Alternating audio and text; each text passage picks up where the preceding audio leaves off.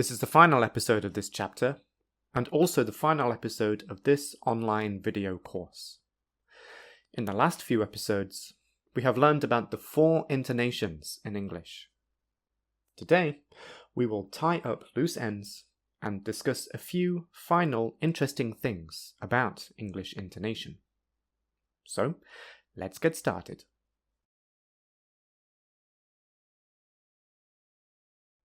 We've already learned about the 4 types of intonation, but we haven't discussed how exactly the intonation changes. There are 2 main ways. Firstly, the pitch may gradually change during the word or syllable.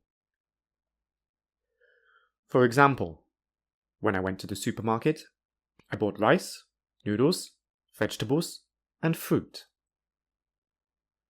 The second part of this sentence has 3 rises and 1 fall, and in each word, the pitch rises or falls within the word.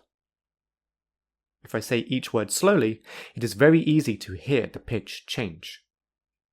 Rice, noodles, vegetables, and fruit.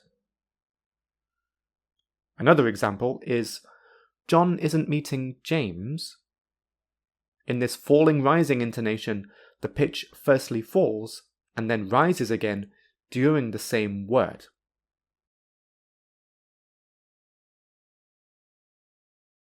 The second way that the intonation can change is that the pitch of the next word or syllable may suddenly be different than the pitch of the previous word or syllable. For example, are you free on Sunday? Yes. Great. What time on Sunday? In A's answer, time is the last word at the higher pitch, and on Sunday is suddenly lower. Therefore, the down arrow is before time because this is the last word at the higher pitch. Therefore, the pitch doesn't go down during on because the pitch is already low before the speaker says on.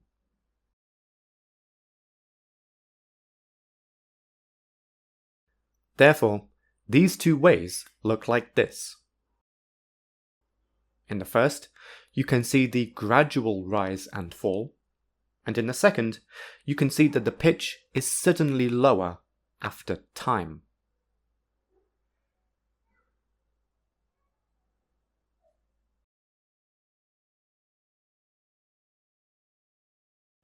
Let's move on and talk about the stress in a sentence.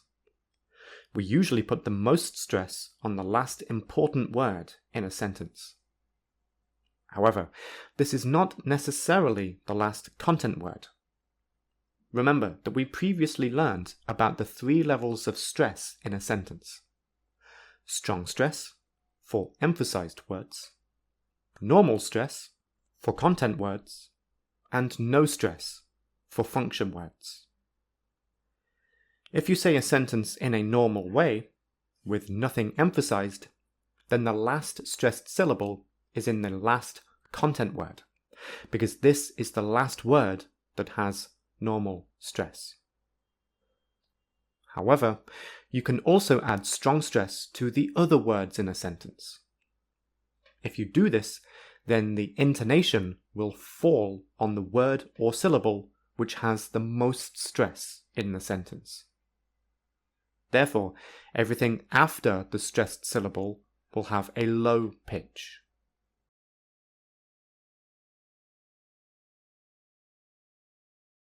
For example, if you say, "Where are you going?" in a normal way, then the syllable with the most stress is go. However, it is possible to add strong stress to where, are, and you. Where are you going? Where are you going? Where are you going?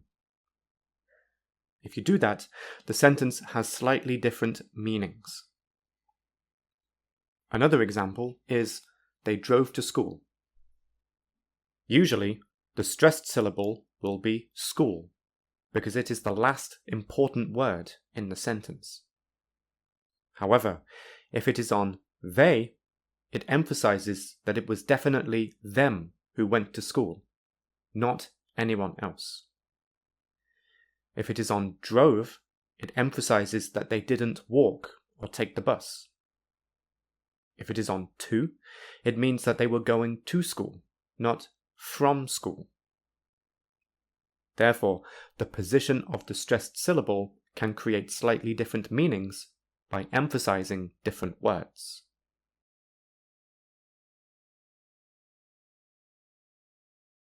Here is a different example.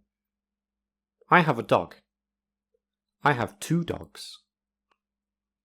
In A's speech, dog is stressed, but in B, it is 2. This is partly because B is emphasizing the contrast between 1 dog and 2 dogs, but also because in B's speech, we already know that the conversation is about dogs, so there is no need to stress dog again. Therefore, 2 is the most important information in the conversation. Thus, we say the conversation like this. I have a dog. I have 2 dogs. We don't say it like this. I have a dog. I have 2 dogs. Therefore, the information that is necessary to the conversation is more likely to be stressed.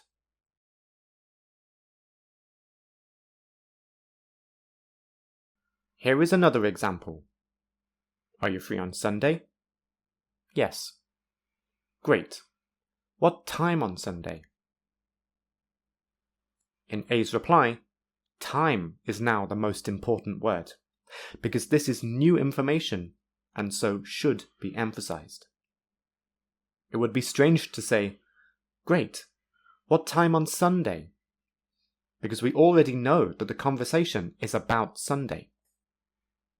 Therefore, if some of the information is old, in other words, if it is information that has already been said in the conversation, the stressed word is the last content word that adds new information. Therefore, the old information is unstressed. In A's reply, Sunday is completely unstressed because the speakers know that the conversation is about Sunday.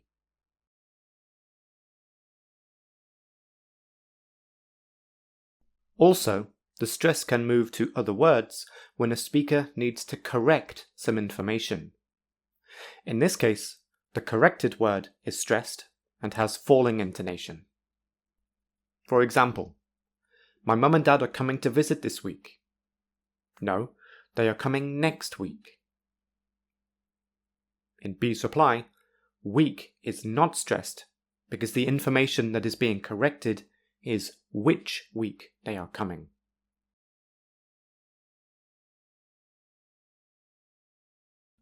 Here is one more example. Intonation can be used like this when a sentence has an unexpected or strange meaning. Remember that the stressed syllable is usually in the most important word in the sentence. So, predictable words are not the most important words.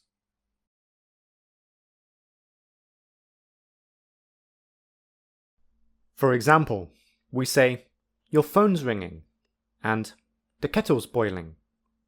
We don't say, your phone's ringing, or the kettle's boiling, because these actions are exactly what we expect these objects to do. So, if we swap the verbs, we would say, your phone's boiling, and the kettle's ringing. We definitely would not say, your phone's boiling, or the kettle's ringing, because the most important word is now the verb, as it causes the sentence to have a strange meaning. So, in conclusion, remember that the stressed syllable is flexible. It can be on any word, as long as it is the most important word in the sentence.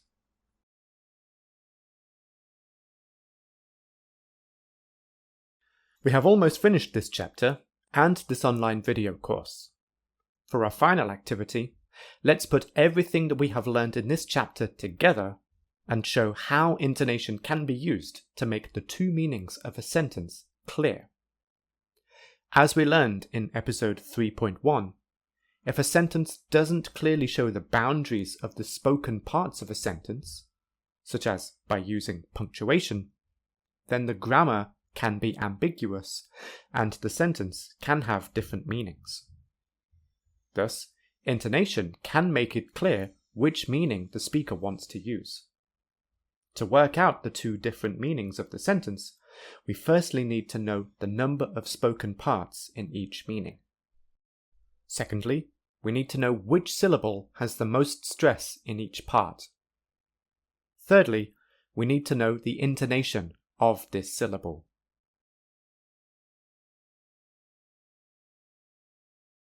Here is the sentence. Here are the two ways to say it, which are the two meanings of this sentence. The doctor said, "The patient has tried his best." The doctor, said the patient, has tried his best. In the first meaning, there are two spoken parts, whereas there are three in the second meaning. If we write it with punctuation, it looks like this.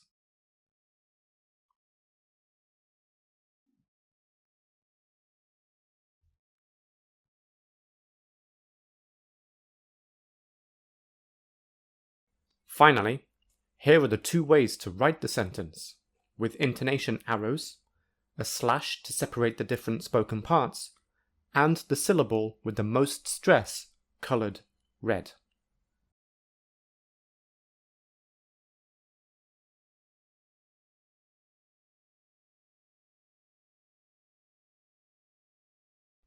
Let's now do some exercises. In our first activity, you will hear 5 conversations, which you will also see on the screen. Each conversation contains 4 sentences. In each sentence, decide which syllable has the most stress. In other words, decide which word is the most important in the meaning of the sentence. Here we go. 1. Would you care for a drink? No, thank you. I don't drink. May I bring you a soft drink? Just a glass of water.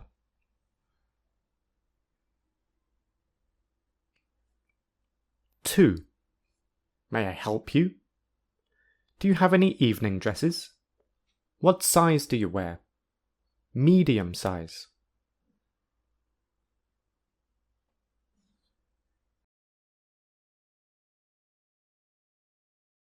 3. What's happened to Tom? I haven't seen him since last April. Janet told me he's in the army now. He's always been interested in sailing.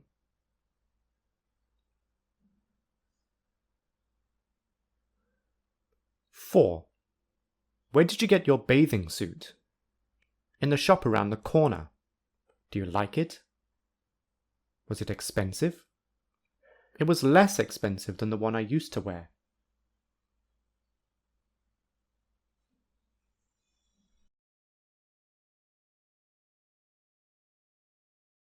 5. Is your cousin a student in this university? Yes, she's a junior in this university. She'll be graduating a year from now. She would like to go on with her postgraduate study.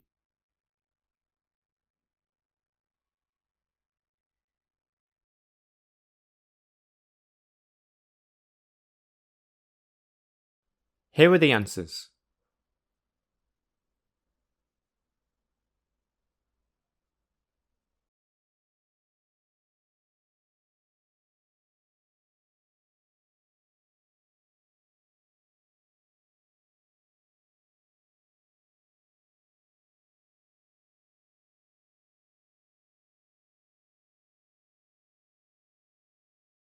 In our final activity, you will see 2 longer conversations on the screen. You will see that there is no punctuation in these conversations. Firstly, pause the video, and then, in each sentence, decide where you would put the arrows. After this, unpause the video, and you will hear the conversation.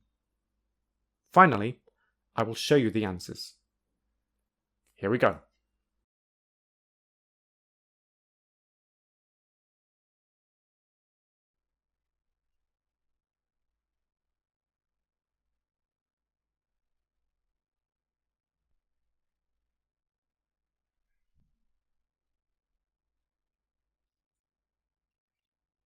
Ready? No. Why? Problems. Problems? Yes. What? Babysitter. Who? John. John? A babysitter?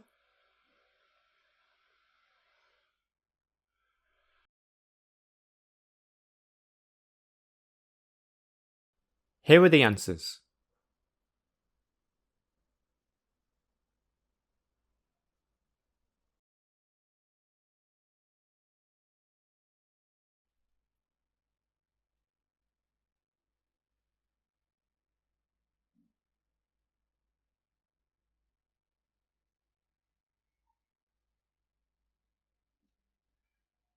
He likes it?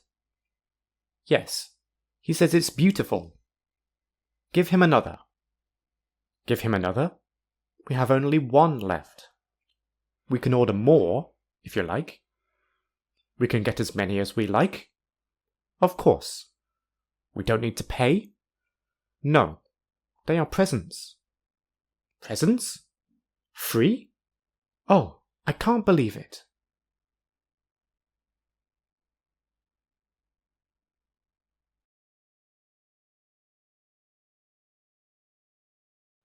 Here are the answers.